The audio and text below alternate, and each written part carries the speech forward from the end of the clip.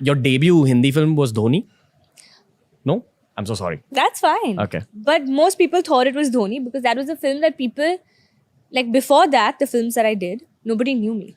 Right. No. So Fugly was my debut film. That's absolutely fine. A lot of people think my debut film is Dhoni. The reason I saw you there first and I felt like you lit up the screen. How sweet. Yeah.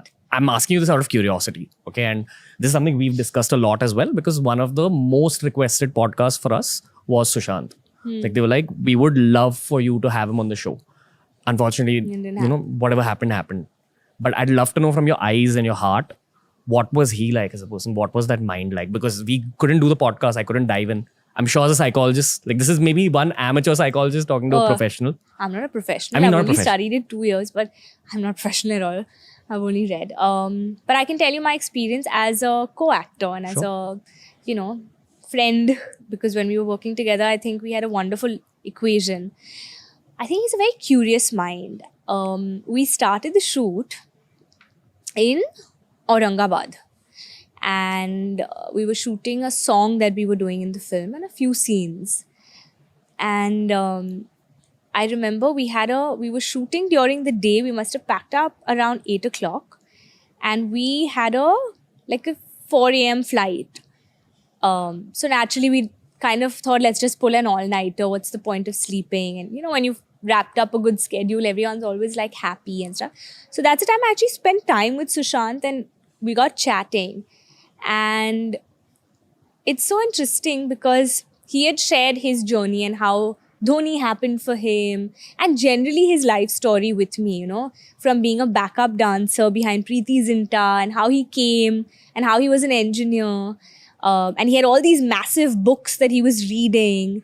And he was very curious about life, about people. He was very driven. And I remember by the end of it, I told him, I said, someday someone will make a biopic on you only. Because his story and his journey was very, very interesting.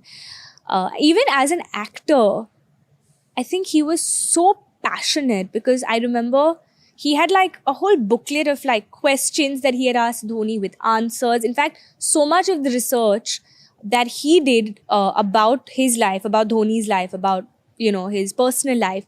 Shushant had shared that with me to help me in my research. He was a bit of an insomniac because when I remember I was so groggy by the end of it, I need to go to sleep. And he's like, I sleep. I remember he told me this. He said, apparently the human body only needs 2 hours of sleep. Even when you sleep 8 hours or 7 hours or whatever each person needs, from that, only 2 hours is what the actual time your brain is actually sleeping. The rest of the time you may be unconscious or asleep, but your mind is still active. So he said, I just need 2 hours of sleep. Yeah.